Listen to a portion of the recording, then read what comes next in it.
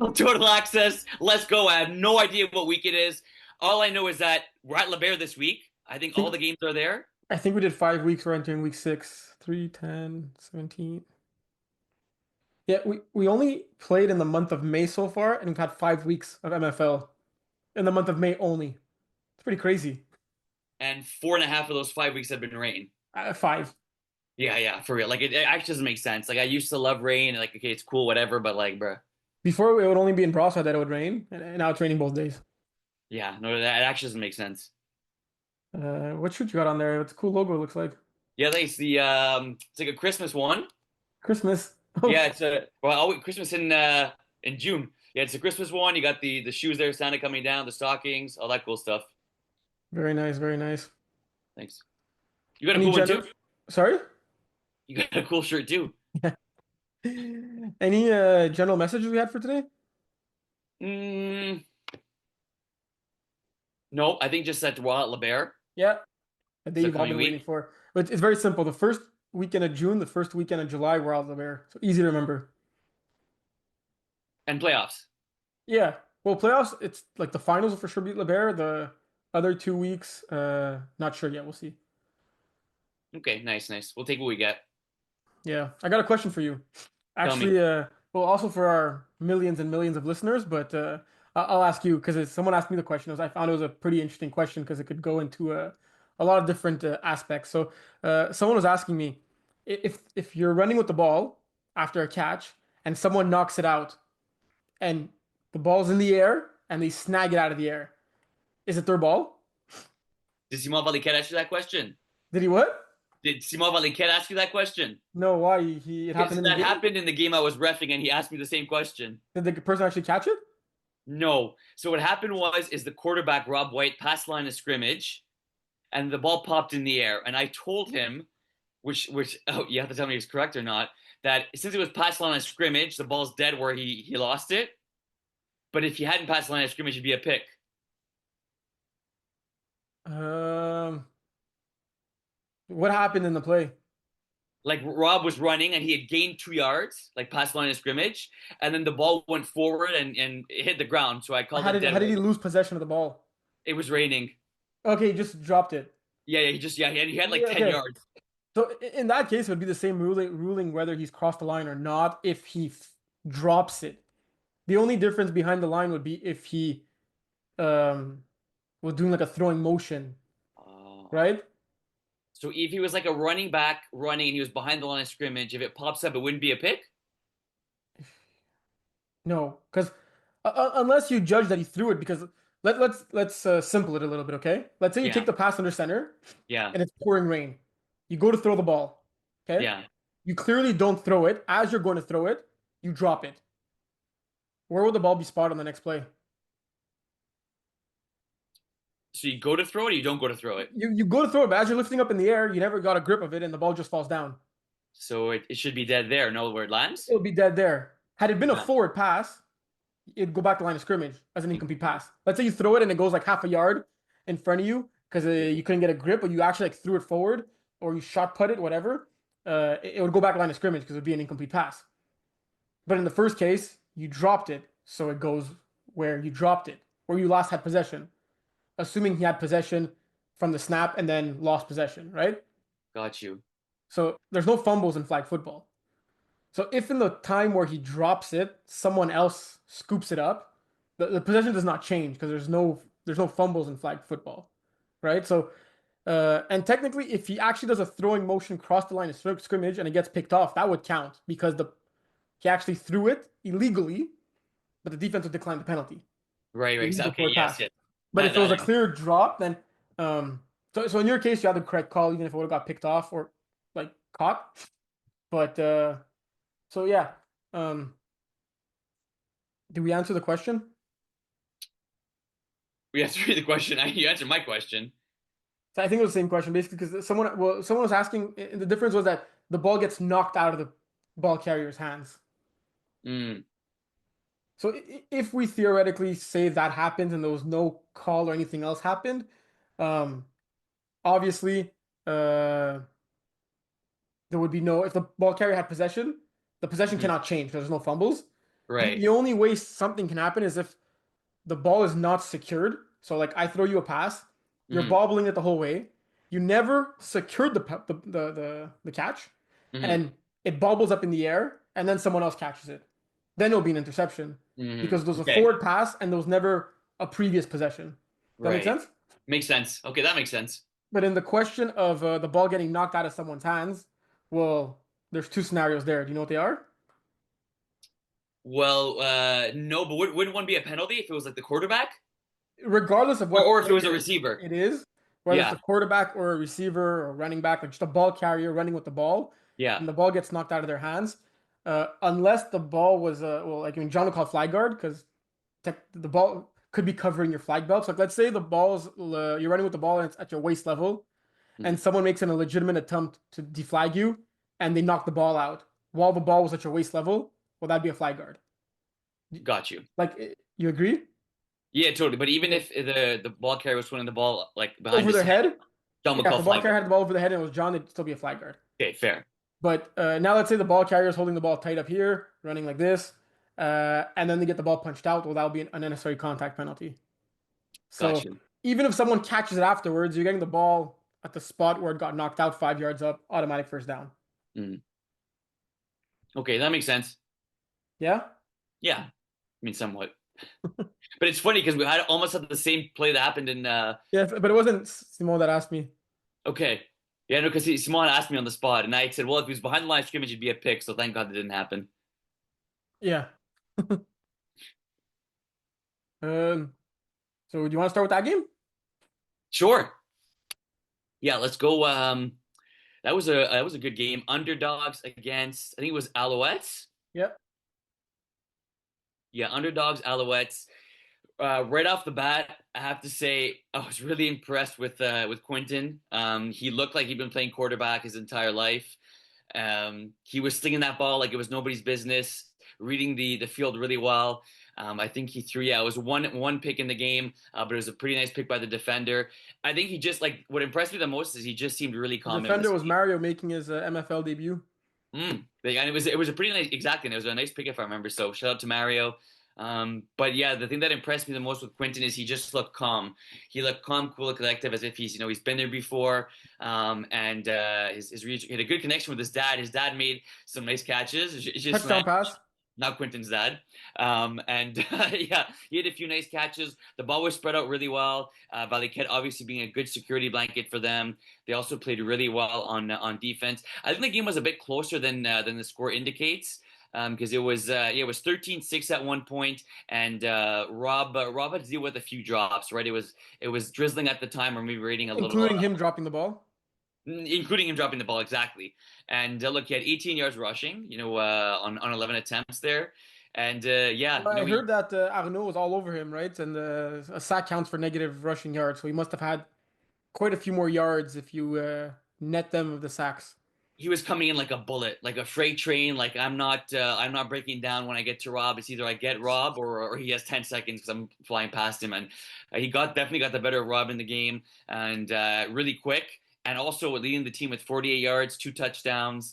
So this was I was pleasantly surprised with underdogs, and I think that Quinton going quarterback now makes his team even better, and the fact that Ghislain can play receiver is clutch. And defensive side of the ball, yes, the Alouettes did kind of get lucky with, or sorry, the underdogs got lucky with a few drops, but there was never really any open receivers for Alouettes, and the underdogs were kind of all over them. Yeah. Well, like one thing I want to touch upon, you said he looked calm, cool, collected in the pocket. Like it's kind of easy to do that when you have an experienced quarterback and cousin and Simon on your team, right? Definitely a quarterback whisper in his ear there. But yeah, I hope Quinton doesn't just take this as a one-off playing quarterback. It'll be really fun to follow him develop as a quarterback. Like he's super young, he's super talented. You've seen him play all the other positions and done it so well. So it's cool to see him like succeed at the quarterback position, starting off in D4, like not even D5, right? Like usually you start off your quarterback career in the lowest division possible. He's starting in Division 4, and he has a lot of success so far. So it'd be cool to see if he plays in the fall, or if it's just gonna be next spring, if he's gonna make the jump to Division 3, how the season's gonna end. All a bunch of things I'm interested to see. Yeah, he's hungry. I don't think he's not satisfied with this. I think it's in his mind championship or bust, and I think they have the squad to go all the way. Yeah. I want to touch about this game quickly, and you'll understand why in a bit. I did see it. It leads up to a great segue later on, but it was pretty one-sided. Uh, I was also very surprised because I feel that Bandits are way better than the score indicates. Matt threw a few interceptions he'd like to have back, and this team has so much experience that I'm not worried for Bandits. Like I think they'll make a deep playoff run. I see them being at least top four, if not championship contender. But to me, they're like a surefire semifinalist in this division. Um, but Beerhood flexed their muscles on them. Mathis Bar Valade, I don't know if I'm pronouncing that correctly, but he has a hell of an arm. You can see 12 completions, 145 yards. He scored a few deep balls. He also had a few deep ball touchdowns dropped. Um, Not to say any names, but someone who got two pick sixes in this game could have had two 45-yard touchdowns as well. Uh, but very impressive by outing by Felix on the defensive side of the ball with two pick sixes there. Joey Paré, a pick six of him for himself. That's at least 18 points plus converts that this team took away, and that was clearly the difference, right? They made Bandits pay on their mistakes. Um, but the way the Bandits move the ball on offense is something very reassuring to me. The Beard offense was kind of like uh, go deep, incomplete, go deep, incomplete, go deep touchdown. Whereas the Bandits kind of march down the field. They're using the snapper a lot. You could see JP with 11 catches there. Matt was tucking it in and running some RPO action there. Um, so like I definitely see their offense being more of a of something that could last and be successful game after game, whereas Beer Hood need the correct matchup and needed to work. But like Matsis definitely has a crazy arm like for this division. First time I see them playing. Oh yeah, and reminder for Beer Hood, get your numbers checked on the website. They got a delay game penalty for the jersey number violation, and they're like, "Hey, we've had it like this all season." Like that just means that you got lucky the first four games up until now for not having gotten a penalty before that. Does not mean that it's not a penalty. Um, but where I was going with this, we have our D4 game of the week. Um, Underdogs Beer Hood, who we both saw play, we both just covered. So who has the edge here? I think it's underdogs. I think the way you were describing it, it seems like maybe Beer Hood came away with the upset against Bandits. Whereas I think I think underdogs from top to bottom, they have a good roster: snapper, quarterback, receivers, rusher. You just you look at it from A to Z, and they're pretty much stacked. They don't really have weakness. I think underdogs have the edge, but I think it'll maybe be like a 6 point victory for them. Yeah, with the addition of Simon on underdogs and the quarterback switch, I see as underdog season championship or bust. I know it's kind of hard putting that pressure on them because they have like they're a young squad, mostly new to the MFL, but like Quinton playing in Division 4 with Simon Valiquette's experience, I just see that like who can beat them, right? So like it's hard not to take underdogs in this one, but I do think it'll be a lot closer than most people might say. Agreed. Should be a good one. Yeah. Let's go to Division 5. Alrighty. Did you see any games? Let's see. I did not, but we saw some the DTS guys were talking about they wanted some shout out on the podcast. I, You I wanna deserve it. Crushing teams left and right. you wanna give them some love or some hate? No, we give them some love. Hey, man, if So they're begging for love and they don't deserve the love, that's one thing. But I man, this heard team, yeah, I heard Matt and Gold speak about them on their After Flag podcast Sunday night, and I saw in the comments some people weren't too happy with them being in Division 5. And looking at that point 4 point against differential, what do you say? What do you think? yeah, that's pretty bananas. We're 153 point differential, obviously in their favor, 5-0, only giving up 33 points in the 5 games. It's hard to determine what's been more impressive, their offense or their defense. Look, hopefully this is a year where Phoenix can show that they're one of the best teams in Division 5, and they don't they don't unfortunately choke like they usually do. I think look, if Phoenix is going to be in there, I think it's okay for DTS to be there. I don't think we knew how good they were going to be. It's them or the field. I'm still taking them, but I think that Phoenix could and should give them a run for their money. Don't forget about the Slicks also, eh? Yeah, that too. Division 5 runner-ups, who also are averaging 6 points against a game. Not bad. Yeah. Um, yeah, we'll leave it at that. Guess we got three undefeated teams there. Let's go to Division One and get your Oh my God. your your game underway Well, out of the way. I was gonna start with this game, but we did diff for it because I want to get it over with. You remember Sam Darnold and his thing seeing ghosts? Yeah. Like I swear in this game I was seeing ghosts. It What was as colors? if What colors were they? they were pink ghosts, and I could just Okay, sorry. I have some pretty good quotes from what you told me live after the game. So oh my God. I'll let you Okay, go first, and I'll yeah, yeah. complete with. And it felt as if I was playing in my backyard, which is it's a fairly big backyard, but obviously smaller than an MFL field. And Idaho had 9 defenders. It was like I just couldn't find guys that were open. My reads just weren't there. Kevin and Jason, Kevin ref the game. Jason was scorekeeping, and they just said like my ball was floating. I didn't feel like it was, but I guess it was. And honestly, I think Jason, God bless him, I think he saved me there because I think I threw 6 or 7 picks, and then Larissa's after the game was like, no, the site cap's at 5, and I was like, yeah, I think that's what it is. You know, when you're playing baseball when you're younger, you can only score 5 runs an inning. Yeah. That's kind of what it You're, was. you're still allowed to play, but we won't update the score. Yeah, yeah, no, exactly. So it was good, and there can't be a big point differential.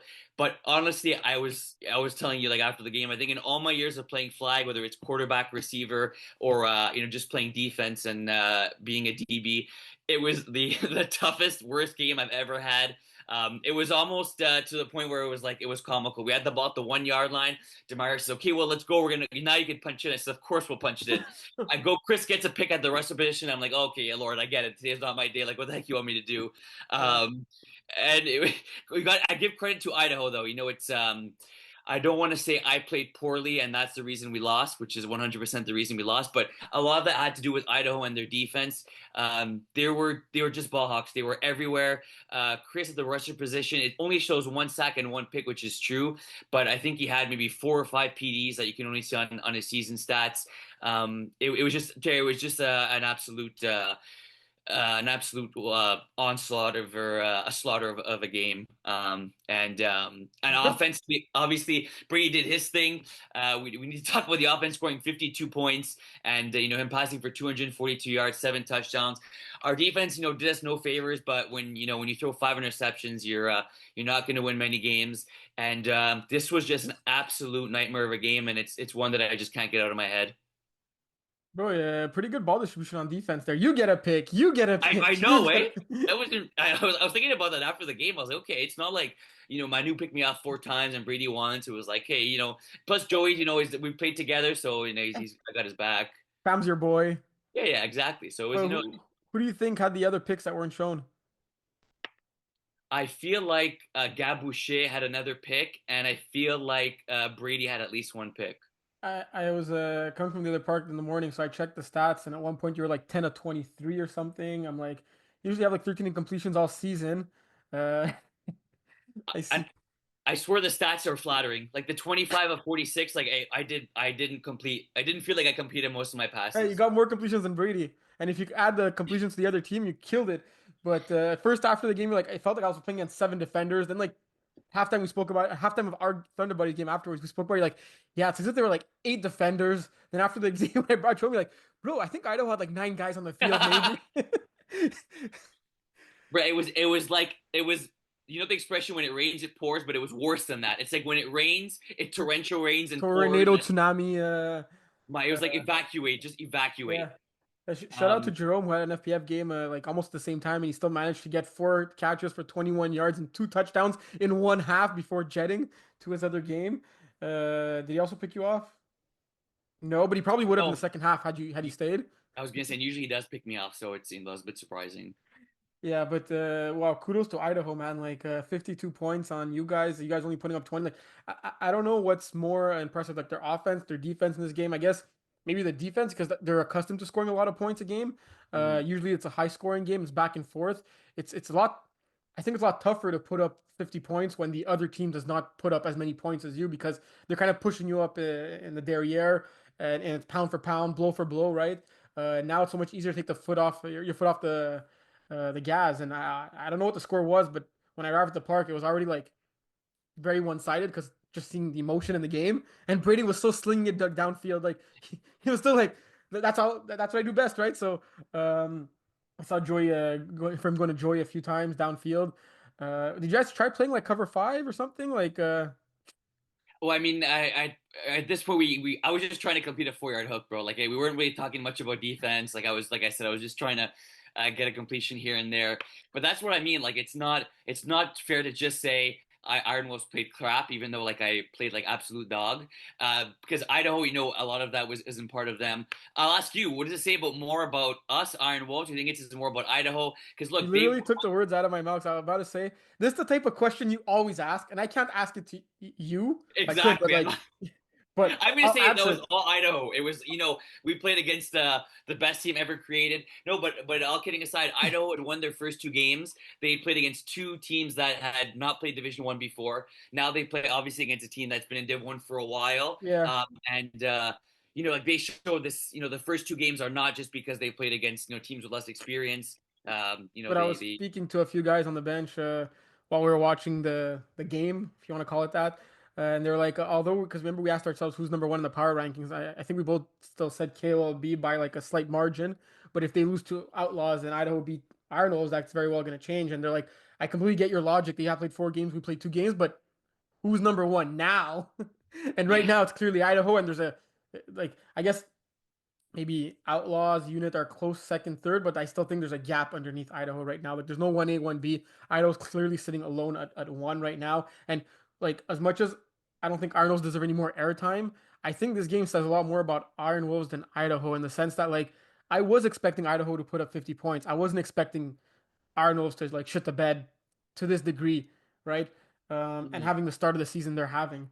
You guys gotta get your shit together and get it together pretty quick, right? Sitting at 1 and 2, back to back. You know, you have one bye week and then you have a double header against Outlaws and the Villains. Um, so it's still very, very early. You've only played 3 games. We have more teams making the playoffs this season, so there's still no like panic button to be pressed. But still, losing by 2 possessions and losing by a million possessions in back-to-back games, it's a lot to digest. I'll let you regroup. Maybe it's the fact that you have too many roster players, right? You guys are used to playing with like 5 roster players and getting a random sub every week, and that's how you won a championship. Now that you have like 10 guys on the squad, you guys don't know what to do with everyone. Bro, it's too much. I got to do rotation this, rotation that. Like I'm already stressed before the game, and I got to do all Could have these made subs two and teams. They everything. could have made like the Arnolds and the Silver Wolves and have two D1 teams. Yeah, that is true. Like I think the bye comes at a good time, right? Like we had a massive break in between our second and third game. Now we get a bye, heal our wounds, and yeah, we get the double header coming up. So hopefully we get some rest because yeah, that was a show. I didn't see much of this game, but Villains getting the first dub of the season against Les Ranceurs. With Nicolas Boucher filling in again at the quarterback position. We spoke about him earlier on a previous show. The dude's a baller. So it's not because they didn't have their starting quarterback that you could like say those automatically going to be a loss. But good to see the Villains get on in the win column. Um, Jeremy leading the way with 2 touchdowns, 60 yards on 4 catches. Lucas, your boy, with 5 sacks, tormenting Nicolas Boucher in this one. And you know Nicolas Boucher's a runner, right? He probably a track star too. But that was probably your game break there. Like Lucas making his impact, 5 sacks. This villain team's probably not the same when Lucas is in the lineup and he's not, right? 100%. Even he puts up stats on defense, but he can also There's not play. many 9 foot rushers in this league, right? So like when you have a guy like 9 feet tall rushing you from the rusher position, it makes your life a lot more difficult. Well, 100%. Usually you'll take a bat down here, a bat down there. Maybe not expecting sacks, but to be able to bat the ball down like he's able to and to get 5 sacks, I think he got a safety as well. This was by far the best game that the Villains played, complimentary and not. It was a great game by Will Bradford. I was speaking to our boy Francesco, but huge shout out, 5 sacks. I mean, I don't think that's the record, but I think Not that with a guy like the Alex Valliere in this division. yeah, exactly. That's the thing. But Lucas is definitely making a run for his money, and maybe he can challenge Valiev for that rusher of the year. Look, he definitely is making a run for his money. He's averaging just a tad bit more on the same amount of games. He would have 15 sacks to Valiere's 14. this is crazy stuff because Valyao put up 27 last fall, and he's on pace for 28 right now. They each have multiple safeties. Surprising that they only have one PD apiece. I'm sure they have many more than that. Just as you're probably scorekeeping some of those games and forgot to enter them. Fair enough. Um, but And look at Lucas, 3 games, 3 safeties. yeah, and even let's not forget about other guys like Khalil and Laristis, right? Even Eric almost averaging one a game, but look, Laristis averaging two a game. Khalil 7 through 5 games, getting a safety and a pick, also two PDs. Like, let's give our rusher some love, eh? If we got and then Chris, right, getting a pick Oh this yeah, weekend. 5 passes defended. I'm pretty sure all 5 were against me. Um, but yeah, we got some rushers in the house. They give some love. yeah. Last but not least, KLB suffering their first loss, putting Outlaws number one in the standings, 4-1. We still have Idaho who are undefeated. Let's not forget that. So and now we have three teams tied with one win for that last and final playoff spot. Um, Raccoons with I mean a few games in hand over the teams ahead of them that are not in the playoffs. But next time they play Arno is going to be a big one. Oh, are Raccoons play this weekend? KLB. It's going to be a very important game there to get on the win column. I'd say But almost a must win for Raccoons. let's look at the stats here quickly. Valia with a quiet two-sack game, but 7 tackles. He was probably, Steve was getting the ball so quick on the triple stands, was probably just tackling the guy 2 yards in. Svetner doing his usual damage, 73 yards, 1 touchdown. You had Marvin with 2 touchdowns, Max getting the Steve's fourth touchdown. Surprising that Steve threw 3 picks in this game. Surprising that Jonathan Poole only threw 2 touchdowns in this game. Um, Yeah, to think about it, that game was late. I don't think it was pouring at that time, but definitely raining a little. But we saw some stellar defensive performances this week in Div One, honestly. yeah. And And Khalil had a pick. I was speaking to you. He had a pick late in the game, I believe. That's what kind of I think sealed it. I think KOB were going down to either tie the game or make it within a possession. from And the then rusher position, yes, from the rush position. you saw it? No, I heard about it. He had told me the next day. Okay, okay. Yeah, yeah. He had told me, and yeah, I guess that was the play of the game. Nice. Let's go to the women's division. Yep. Man, we predicted a close one, Drama Queens, Crazy Bees in this rematch, and it was even more one-sided than the first game.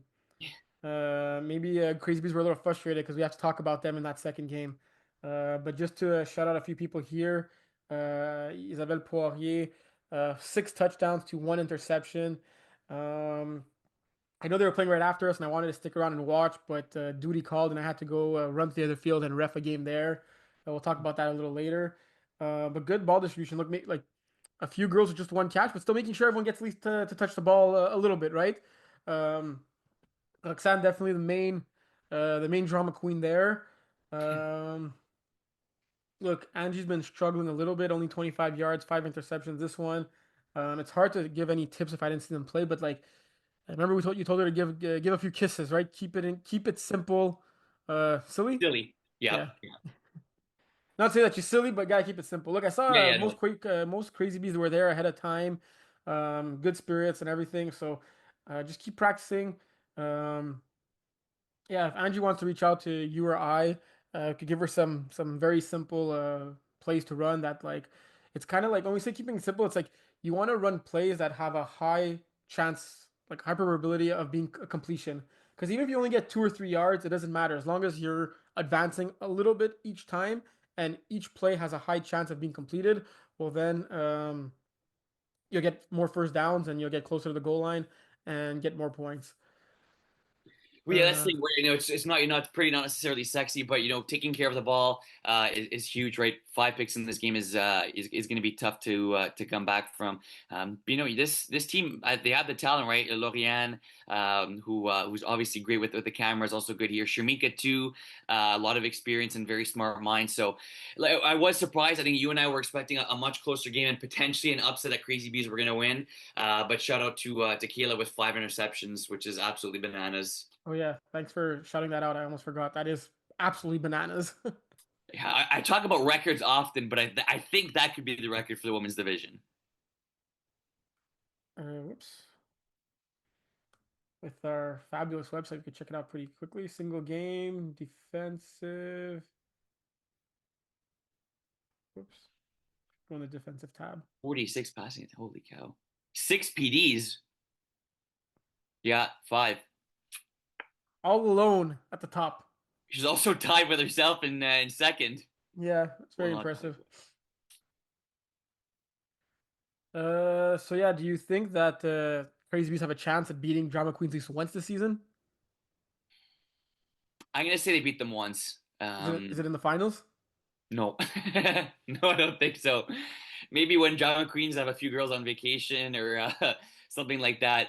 There's just a stacked team from top to bottom. But the Crazy Bees got their revenge against a different team later on in the day. We can't forget to shout that one out. Yeah, but Crazy Bees gotta be the team with the best sportsmanship, I'd say, not only in the women's division, but probably in the whole league.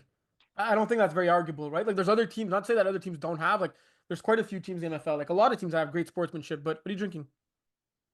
Oh, it's iced latte from McDonald's. Is it good? I was gonna Iced get you. latte? You're kind of far. Iced coffee from McDonald's. I say iced latte. Is No, it good? OP. I was gonna Like get you one, but you're kind of far. yeah, same as I didn't get your Gatorade. Yeah. Um, but yeah, I think anyone would agree with that. Crazy Bees like one of the reigning best sportsmanship team and by far the probably best in the whole league. In this game, Supernova were five players. So Crazy Bees obviously started the game with five players. But as you can see in the score, and they were losing 13 nothing, making it 50 nothing on the day so far, they decided to sneak in a little six player out there and play 6-on-5 the rest of the game and come back to win the game 19-13. Nothing wrong with it, completely within the rules, but I was a little surprised to find that out. Yeah, that's glass half empty or glass half full, right? Do you look at it as wow, that was so nice of them to play five at one point, or the fact that they didn't play five the whole game. Um, yeah, I'd say maybe I'm a little bit surprised too. Shout out to Alyssa Kayla Paul with two picks, a pick six in this one. Same for Shamika, two picks, a pick six in this one. Daniela Gomez also getting two picks. Safe to say it was a defensive affair, right? Well, also a little bit of rushing. Maeva getting a touchdown with her legs. Um, but yeah, I still think this is very reassuring for Supernova because at even strength, they can go head to head with Crazy Bees. Well, we'll see that this upcoming weekend, right? They play 1:30. Yeah. If Crazy Bees show up with just five ladies, what do you think Supernova do in the game? They play six the entire game, Without a doubt. without a doubt. That's probably what I would do too. All right, what division you want to go to next? Let's go div three. Let's go Division Three. Yep. It's tough playing throwing two games in the same day. I was pretty sore the next day. Not used to that yet. Yeah, for real. Two games in the rain too. Yeah. Um, let's see. I didn't see any of this game. This game was a very high scoring game. Didn't see any of that. Played in this one. Honestly, I don't find it makes sense that we're 4-1 and Iron Trollers are 1-4. I felt that our teams were so evenly matched. Um, yeah, Yeah, it's weird. I don't know if it's like we played in this game, right? And it was back and forth the entire game. You try and think of the mistakes Iron Troll has made. You don't really think of any, right? John didn't throw any interceptions. Um, Carlos rushed really oh well. yeah, Josh, a few nice catches on the sideline. Carlos is Uh, a pain in the you know what. yeah, for real. He got you a few times. You got him a few times. And look, then the defensively getting two interceptions. But you played the game really well. Few D shots to Olivier that were huge. Beautiful balls and beautiful adjustment by him as well. And we were good. We kind of dink and dunk, but we stretched the field there, and that's what kind of helped us score the 31 points. Yeah, no, for sure. It's still a head scratcher how this team is 1-4, right? Like Yeah, I don't know. Maybe it's the schedule, right? They played against us. scheduling do them no favors against Drama Club next. Oh, well, that was the game they were supposed to play. It's gonna get rescheduled, but ain't gonna do them no favors if they would have played Drama Club that same day. I guess Nomad, LTC are winnable games for them. Fat players might be tough. Hog Riders are winnable games, but by then, who knows? Um, Yeah, I could see them losing to LTC too. yeah. Let's go to Witching Hour, Him University. Surprising to see the how one score one-sided it was. Like we faced Witching Hour and it was I think a two-score game at the end, but it was a one-score game all the way through. Hmm. Um, this Him University team seems literally unstoppable. With Hensley, Joey, Kareem, James, obviously. Look, three incompletions. That's crazy. That's bananas. Like that's who's the player of the week? Was it James? Yeah, I'd be Okay, surprised. someone scored five touchdown passes, like receptions. Oh So man, yeah. And they got a pick. So it's probably the only thing that could make that you not win player of the week. But still, three incompletions. And not just three incompletions going like 12 or 15, three incompletions going 27 to 30. Over 200 yards, six touchdowns, no incompletions. Didn't even need to run in this game. Did get sacked three times. But I don't know. You saw them play, right? You score kept a ref one of their games. yeah. I saw them play the second half after one of my games, and it's just this team is so complimentary, right? Obviously, James doing his thing at the quarterback position. I didn't expect him to be as good as he is this quickly. Smart, calm, making his reads, and then right, you got Hensley, Joey, two incredibly fast receivers. Then you got Brandon and Kareem, two really good, big bodies that are going to box out their defender. Ashif actually showed up to him. I think it was his first touchdown ever playing flag, and the boys went nuts and kind of tackled him there. But I think, like you said, this was surprising considering Witching Hour had both Tristan playing in this game and Vince. Vince only held to one catch. It was a TD. But yeah, I don't know. Maybe these teams play each other again. This game is closer, but you got to think Him University definitely covered the spread in this one. And right now, there's just no holes on this team. They're clicking on all cylinders. There's no what? No holes. Oh yeah, yeah. Yeah, well said. I don't have much to add. You saw Ashif's touchdown? I didn't. Kareem and the guys told me about it. He took like a 5 yard hook to the house, Oh and wow, yeah, everyone was going nuts. nice. Yeah, yeah. Uh, Hog Riders, Thunder Buddies. Definitely, if they had their Dave Dawe, it would have been a much closer game. But even there, they almost took a 12-0 lead to start. Um, who made the tackle on the almost pick six in the second, our first drive? It wasn't you. No, I think it was probably Bernier. I have Steve in mind, but it couldn't have been right. He made some sick tackles that game, so it's possible. Oh, speaking of Steve, I wanted to say in the Division One game. Remind me to talk about it next week when we give more praise to Brady, because he's probably not listening in the Div 3 segment. But the only player that could defend against that could defend Brady got to be Steve, right? Two picks in the playoffs. Well, yeah, for real. Thanks, strap, my guy. Or Remind me maybe, to talk about it next time we cover Idaho. yeah, for But real. look, Hog Riders in this game like really don't didn't look like they don't belong in the division, right? It was really wet. They had a lot of drops.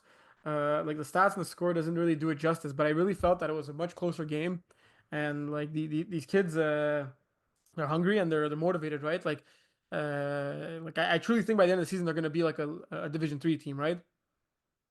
Oh yeah, definitely. You look like I always talked about Dave Dow, who's quarterbacked and won a championship in Division One, not being there for them in this game. Was there in the first game. Won Uh, two championships, Division One.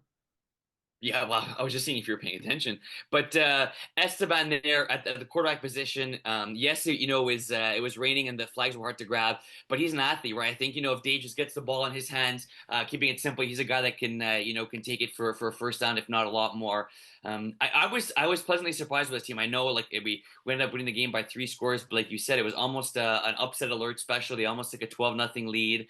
And I think you had a very good game, but I don't think it was necessarily easy by any stretch of the Yeah, imagination. no. Also, our offense stalled at times, and look, I don't know if they're going to squeeze into the playoffs, but I do think that they're going to be contending for the playoffs up until that last week of the regular season, if Dave is quarterbacking for them and doesn't miss any more games. Yeah. Well, they only have three games left, so Oh my goodness! Wow. Okay, They that, they okay, need that's to a little win bit out tough. and have a lot go their way. 3 wins. Oh, well, yeah, that is see, maybe about a 2.5% chance. How do they play 7 games already? One, two, doubleheader in week two, doubleheader in week five. No bye weeks yet. Man, Iron Wolves, we played 3 games. Yeah, it's crazy. Drama Club only played 3 games as well. It's rare you see that in the MFL. Well, if John didn't make the executive decision to cancel the game, Dom Club would have 4 games played. So Good call, good call. Um, FAT players, man, keep an eye out for them. yeah, Laud as well, eh? Sitting at 3-1. It's funny because after they lose their first game, Yeah, I was shocked at the score in this game. so they lost their second game to Witching Hour, and they were crying that Witching Hour is the Division Two team. Who thankfully we didn't put them in Division Two because they're sitting at 3-3. Uh, Yeah, 1 second. And they were saying that they're clearly a Division Four team when they're sitting at 3-1. So it's a good thing we don't take everyone's complaint to heart when we make these decisions. Um, they demolished LTC after LTC scored 40 points, 26-6. Um, actually 26-0 at half. Wow. Dave St. Jean completing just over 50% of his passes. Clean game, 0 interceptions, running 7 times for 84 yards, 2 touchdowns. This is also a dangerous team. Got to keep your eye on. Surprising that LTC had it. It was so one-sided because I think they're a great team as well. Um, I see they're doing You- some damage with his legs as well. 8 for 70 and a touchdown himself. yeah. Caesar at the quarterback position, athletic and smart. Then you have our boy Dobbs, who quarterbacks in Div Two. You have our boy Vince. Got to see him back, former Gokuk, and hopefully they come back. A Div One player. So no, I expect if you would have told me before the game who I think I would have picked LTC to win. Yeah, I think I would have given LTC like a 3.5 point spread, and I Yeah, would have but probably said they cover. agreed. But if you look at Laur, their defense has been playing better every game, and so has Saint Jean, right? Yeah. That 7 rushes, 84 yards, looking like your boy Emmett Smith. Um, which yard do you get the win over Trench Babies later in the day, 25-12? Yeah, good comeback for them. This is gonna be a good one. Drama Club Fat Players. Okay, my bold prediction is going to come from this game. Would you say Drama Club's is more built on their offense or defense? I think offense. I see Simon getting better every game. And I think his connection with Potvin is it's like a Cooper. It's a Matthew Stafford Cooper Cup connection. I guess that's how I describe it. Yeah. Yeah, I think So so. the keys to victory for fat players are shut down Nico Potvin, Triple team him. triple team him. Yeah. Okay, and you don't think Smo's smart enough to go somewhere else? Nope. He's going to throw in triple coverage. Okay. Yep. You Don't want to fix say it. what? If it ain't broke, don't fix it. You want to say your bold prediction now or save it for Nope, later? after. So to make sure the folks stay tuned. Okay, so stay tuned. Division two. Would you look at that? Andrew Grant leading the division in receiving yards, in receiving touchdowns by a great margin.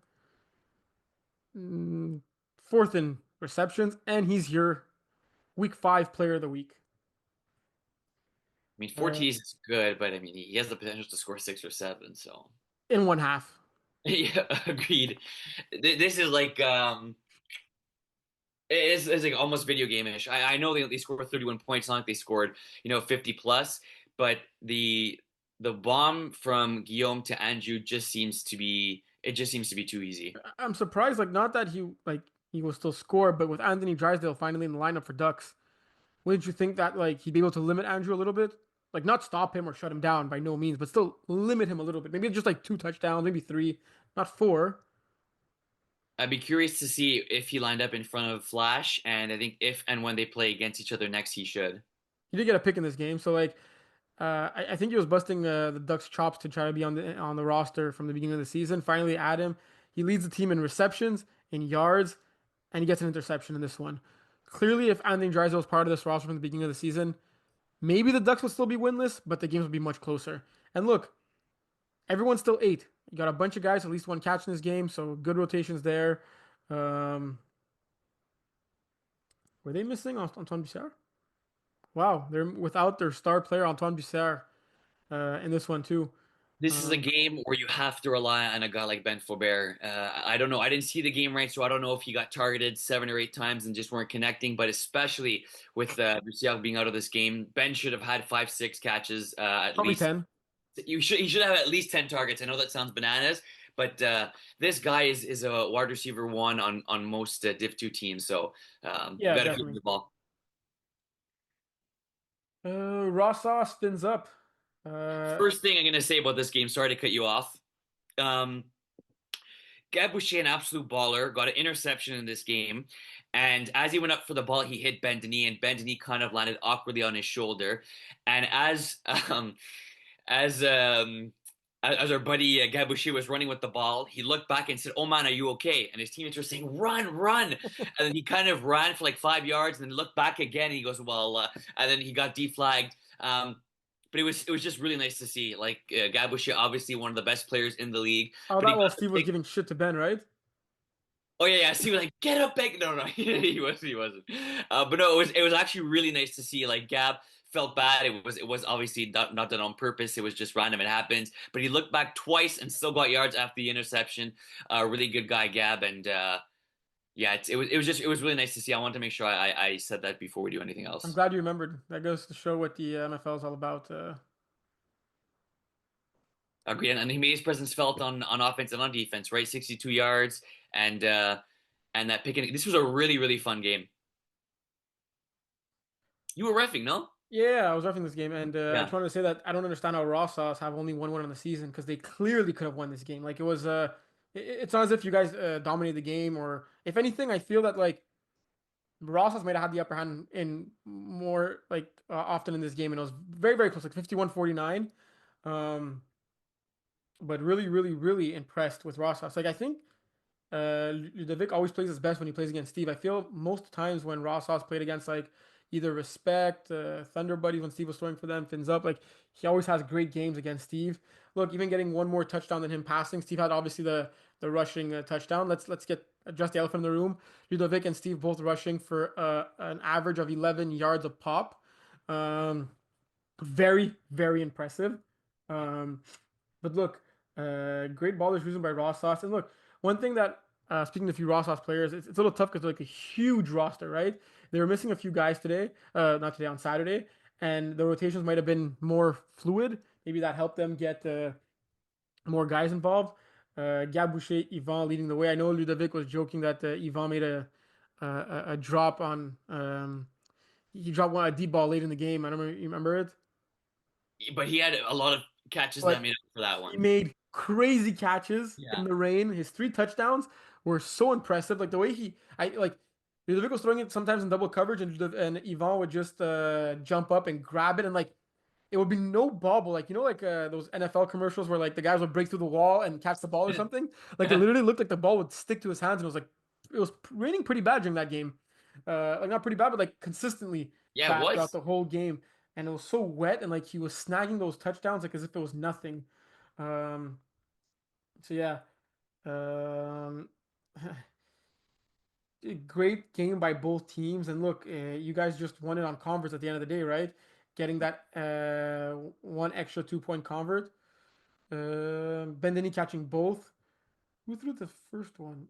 Oh yeah, Simone Shen. Yeah, the Maybe Chefs was clutch. maybe Raw Sauce needing to go for two more often is a little tip for them. I don't know, right? Like they lost this game on converts. They matched Finn's up's touchdowns. Um, It was just a really good back and forth game. Look, you see they scored with under 4 minutes left, and I believe they went for two. I'm pretty They sure they went went for, for two as well. yeah, they went for two. Remy broke it up.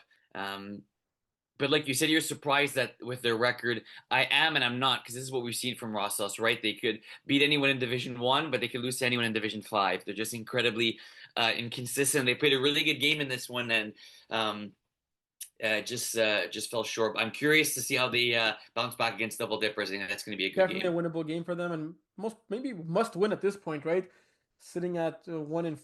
Well, maybe not must win because well, yeah, Phoenix have a few games in hands, but that game is crucial for them to maybe making the playoffs. And Double Dippers looking to bounce back after CIA Fusion getting their first win in Division Two. Whew. Double Dippers are missing the quarterback, but they had Simone Chesney fill in at quarterback, who is a great quarterback, right? Division One quarterback in this league. So it's not to say that they lost the game because they didn't have their starting quarterback there. I think they had most of their big guys. Eric was probably too busy sending us some memes that he didn't show up. I think Agreed. might want to check in with him if he's okay. Yeah, yeah. Uh, Good call. or maybe he was playing that other flag league he spoke to us about with multiple colors there. Oh yeah, it's possible. He's joining a bunch of cool flag leagues that he likes. But this game, CIA Fusion, clean game. Jason and Alex not throwing a single pick, combining for 5 touchdowns, passing. Jason, not Alex, getting the rushing touchdown. In addition to that, obviously, if you throw no interceptions, it's very difficult to lose a game. Um, Connor being Jason's main target, 3 touchdowns there, 89 yards, 6 grabs. Alex and Jared getting a touchdown each. Kayla with 1 catch for 15 yards. Connor also with the interception. Wow, if it wasn't for Andrew getting 4 touchdowns, Connor had a case for player of the week there. Um, He's just smooth, man. He's smooth, yeah. smooth as silk. That's how I describe him. Anything you want to add? Glad to see. We don't have favorites here in the MFL, but glad to see CIA won this game. And they may Oh, have we may have have favorites. We just try to make it too obvious. yeah, exactly. But good for them to save their playoff hopes.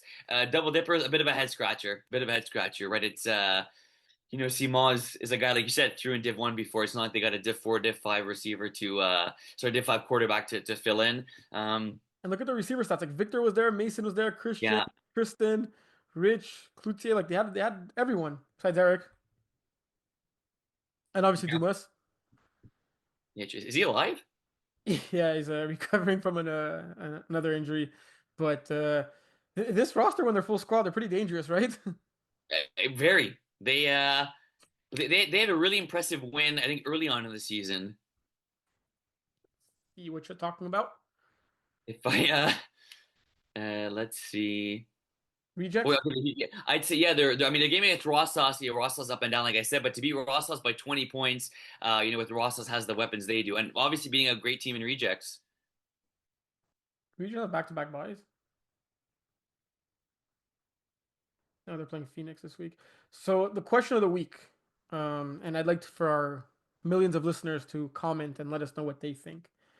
Do CIA win back-to-back games, or do Ducks get their first win of the season? This Division Three Finals rematch has to be the game of the week in Division Two.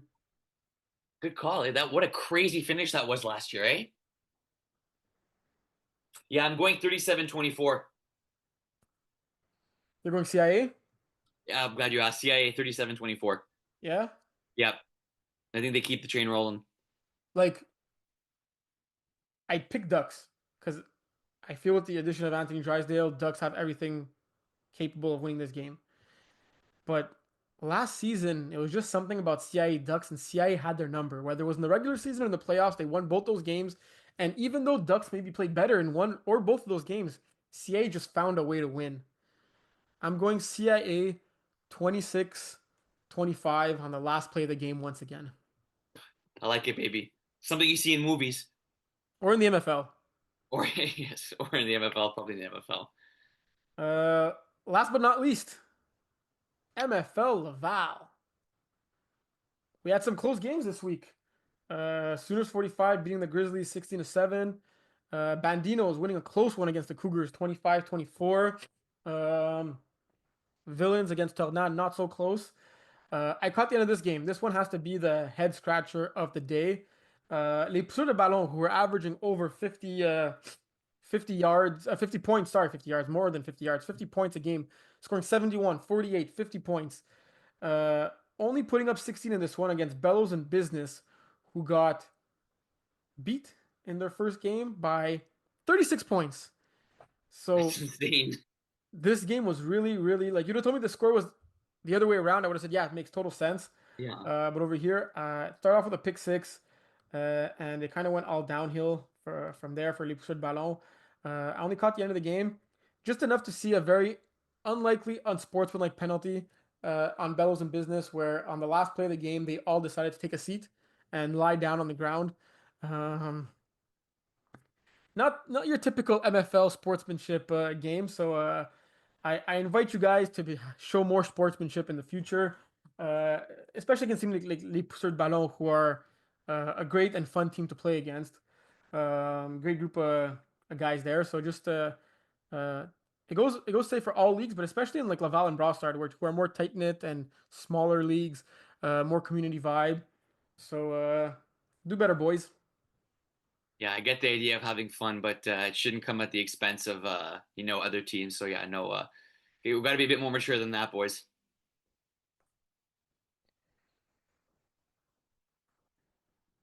And then Le Flag James against free agent number two, um, who should be changing names soon, hopefully. This team is quarterbacked by your boy, well, our boy Dave Daou. Yep. Also bringing in his daughter Addie. Father-daughter connection, her getting first touchdown pass um, there. Man, this game was a nail biter all the way to the end. So it started off very, very slow. 6-6 at half. Points scored in the first possession, points scored in the last possession of the first half. 20 minutes of no points scored. And then we had a total of 45 points scored in that second half. Quite a few 40 plus touchdowns in this one. You had a 45 bomb from Harrison to Chadley here, who Chadley um, going off 4 catches for 122 yards, two touchdowns, one point convert. Um, so just when you thought the flag James with 3 minutes remaining, we're taking off here, taking a two possession lead, 25-12. Dave gets the ball back and throws a 5 yard hook to Andy, who does a spinorama and takes it to the house, 44-yard touchdown. Um, just over 2 minutes remaining, and I think on the very first play or the second play, yeah, on the very first play, Lewis jumps a like a hook, or he really like dove for it and gets a interception to give free agents the ball back in striking distance. And then on the very next play, Prunel, who's a speedster by the way, gets a touchdown. So in the span of 3 plays, we had everyone going bananas at the field because there's a bunch of fans in Laval watching the last game of the day. Um, and then they were down 2 points.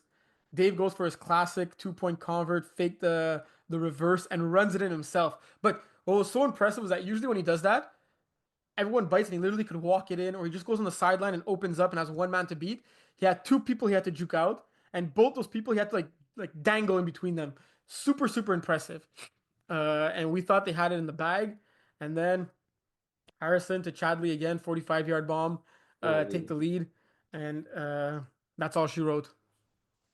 yeah, Dave is really good at that. But what a turn of events, right? Thinking it's in the bag there for free agent.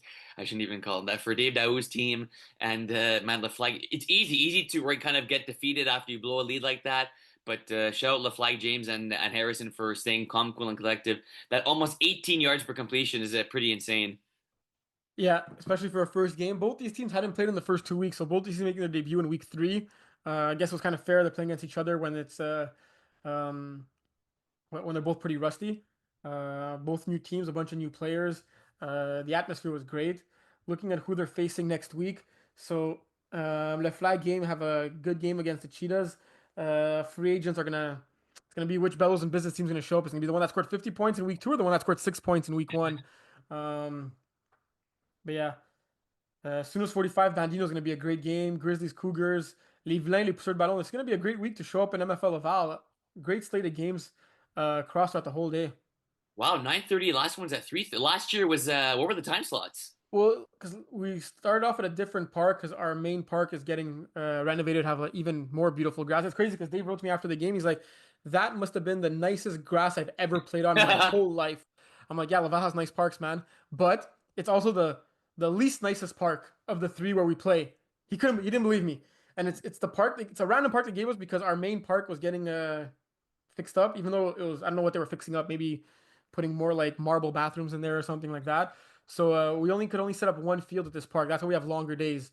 But usually we'll have two games running at the same time, Yeah, and the days will be shorter. So like if you look at the schedule, you understand. The first 4 weeks we only had one game at a time, so we have about 5 games per day. But then starting in week 5, we'll have 2 games per day, and the day will end at 12:30. Well, it'll end at 2 p.m. The last game will be at 12:30. yeah.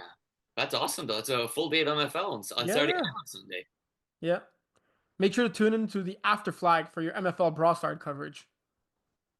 Yeah, Boston for life. MFL for life. Preach. Bold predictions? Let's go. Give me to that. Shoot, what game was it? FAT players and and I'm glad you Drama remembered, Club. Sad. I would have not remembered. Good thing I wrote it down.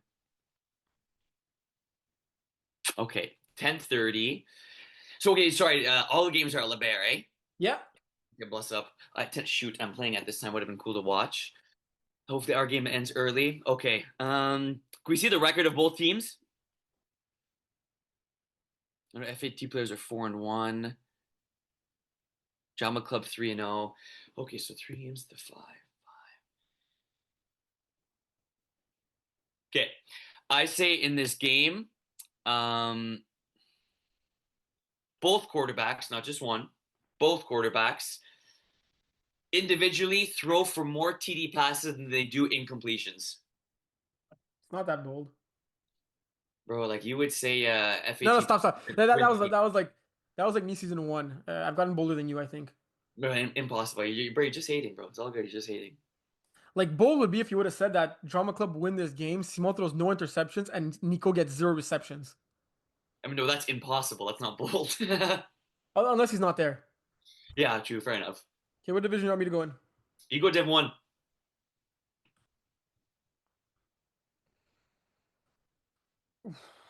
triple header.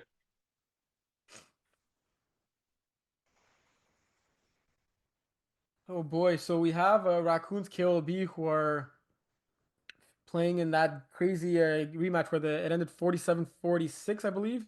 Good call. Was it that? Yep.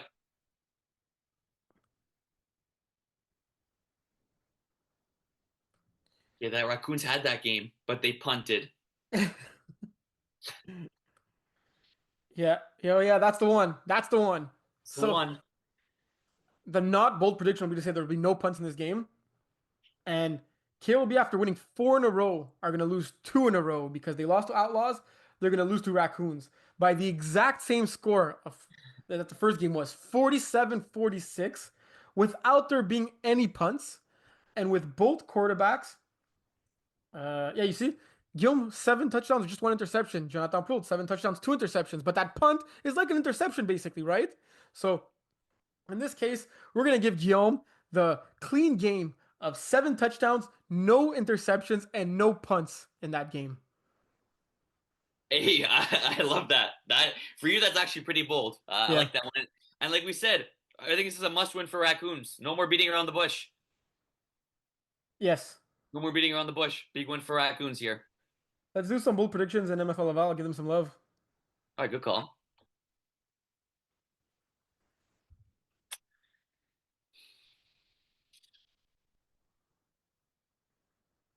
Okay, Fly James, Cheetah, Sooners 45, Banditos, Grizzlies. How are Grizzlies doing this year? Horrible. Okay, and how are Cougars doing this year? Average. Okay. 6, 12, 7 combined. No, 1-1. Okay, can you throw back that Grizzlies schedule, please? Yes, I can. Grizzlies have a sick uniform, if I'm not mistaken, eh? I mean, it's a black jersey with a grizzly on it. Yeah, okay, so Looks like let's. the Boston Bruins a little bit. Oh boy. No, well, say like the Memphis Grizzlies, bro. For the don't talk about the Bruins. Okay. So 6, 12, 7. Okay.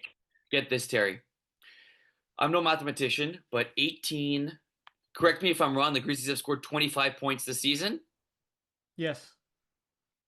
They're going to score more than 25 points in the first half against the Cougars. If you just said game, obviously that's not bold at all. But No, but I fished you in there. I fished you in. No, yeah, come on yeah, now. that's a good one. That's a good one. Yeah, they're gonna score more points in the first half than they did the entire season. And Let's try to remember these when we do the show next week.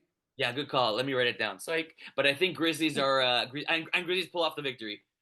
Okay. And Cougars go under 500. Cougars, that is correct. They fall to 2-3.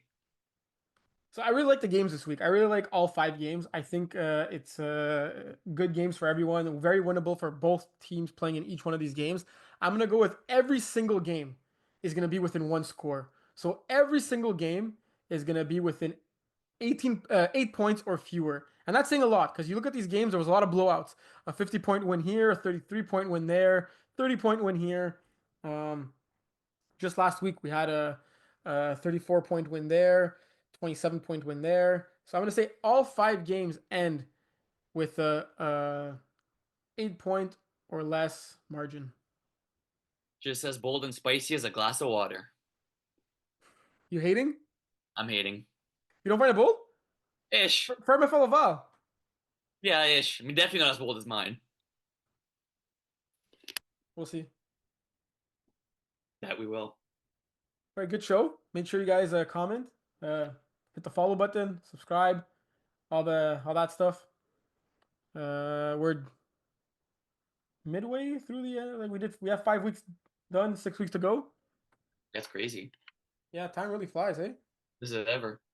All I know is that if it's rain this weekend, I'm swinging. Who are you swinging at? Maybe you. Don't you control the rain? Yeah, I mean, like, there has to be certain days where it's rain, certain days where it doesn't. So I'm trying to get rid of it so it doesn't have rain in the playoffs. You mind spreading it out a little bit? Yeah. No, wait, bro, get it all the way. Get rid of it first, bro. Make it rain on like Mondays or something. Yeah, that'd be more suitable. All right. Anything else we have to add? I think we're good. Good to see everyone at LeBaire this weekend. Games are important. Make sure you get those 5 games in, right? You gotta have minimum 5 games played to be playoff eligible. Make sure you get that in. And like you said, numbers. I think I have to go. Iron Wolves, all our numbers were wrong this weekend. Did you get a penalty? No. Right, a penalty. Do you think we would have lost 60-20? What was the final score? We lost. Doesn't matter if we lose by 1 or lose by 40. All right. Have a good week, everyone. See you at the field at LeBaire on Saturday. Thanks for tuning in, folks. See you next week. Questions, let us know. See ya. Yeah.